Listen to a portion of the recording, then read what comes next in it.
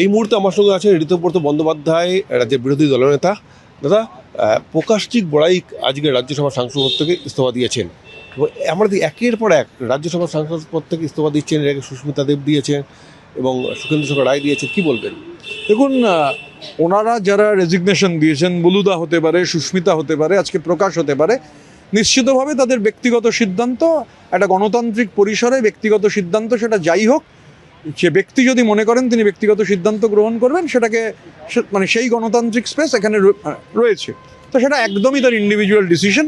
আমি কোন পরিপ্রেক্ষিতে তিনি এই সিদ্ধান্ত নিয়েছেন বলতে পারবো না, কিন্তু 15 মাস তৃণমূলের এমপি হিসেবে, রাজ্যসভার এমপি হিসেবে কাজ করার যে অভিজ্ঞতা, তাতে আমি যে কথা বলতে পারি যে আমি আগেও বলেছি যে অভিষেক বন্দ্যোপাধ্যায়ের সংগঠনে সং আছে, গঠন নেই। তো রাজ্যসভার ক্ষেত্রে একজন সং মানে ক্লাউন, তিনি হচ্ছে মনে করতেন তিনি রিং মাস্টার।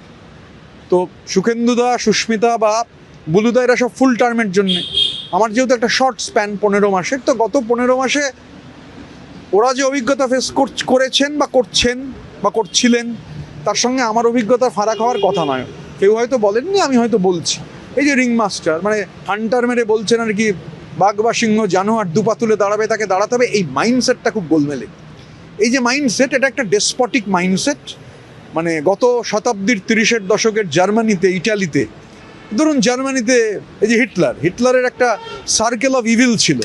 এখানে এই ক্রাউন প্রিন্সের, ফলেন ক্রাউন প্রিন্সের একটা সার্কেল অফ ইভিল আছে। ওই রাজ্যসভায় এই ক্লাউন সেই সার্কেল অফ ইভিলের প্রধান মুখ।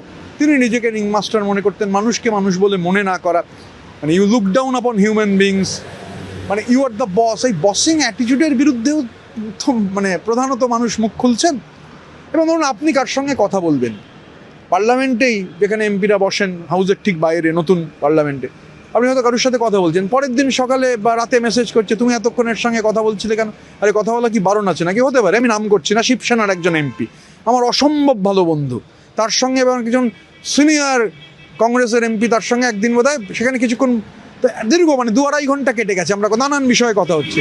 পরের দিন জিজ্ঞাসা করা হচ্ছে যে কেন কথা বলছিলে, কী কথা হচ্ছিল, আর কী কথা হচ্ছিল, আমি তো পার্টি নিয়ে কোনো আলোচনা হচ্ছে না, একদম অন্য স্পেসে নানান ধরনের মতামতের আদান প্রদান হচ্ছে। বা আমার একটা অভিজ্ঞতা, উপরাষ্ট্রপতি ছিলেন জগদীপ ধনকর, উনি চেয়ারম্যান, আমি নতুন এমপি হয়ে দেখা করতে গেছিলাম, উনি নানান কথা প্রসঙ্গে একটা বই আমার কাছে খোঁজ চেয়েছিলেন, তো আমি সেই বইটা ওনাকে গিফট করেছিলাম। তো সেটা বোধহয় সম্ভবত ওনার হ্যান্ডেলে প্রকাশ হয়েছিল। তো আমার কাছে জানতে চাওয়া হলো আমি ছবিটা পাঠিয়ে যে আমি কেন গেছি, তাহলে এটা বলে দিতে হবে। তখন আমি আরেকটা ছবি পাঠালাম, নাম বলবো না, আরেকজন মহিলা এমপির ছবি পাঠিয়ে বললাম এই তো উনিও গেছেন। তো ওনাকেও কি জিজ্ঞাসা করা হয়েছে? ওনাকে জিজ্ঞাসা করাটা কঠিন, কারণ এই সঙ্গের যে টেন্টাকেলস, সেই টেন্টাকেলসের মধ্যে হয়তো তিনি ছিলেন, তাই হয়তো ওনাকে জিজ্ঞাসা করা হয়নি।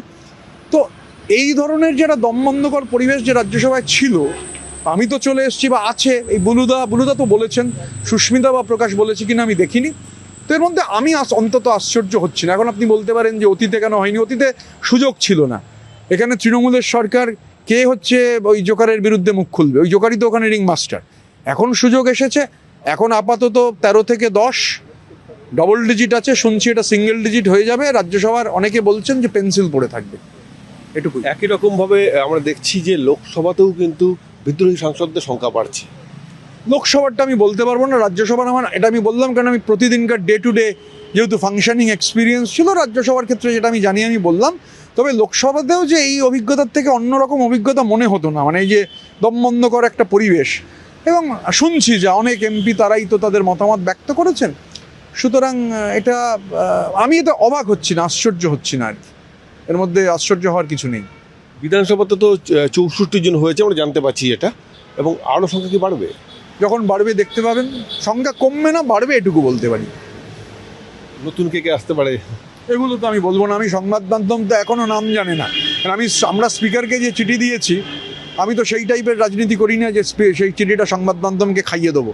অনেকে জানতে চেয়েছেন, যখন ওটা পাবলিক হবে, আমি স্পিকারকে একটা চিঠি দিয়েছি, সেটা সংবাদ মাধ্যমে পাবলিক করা মানে ব্রিচ অফ প্রিভিলেজ।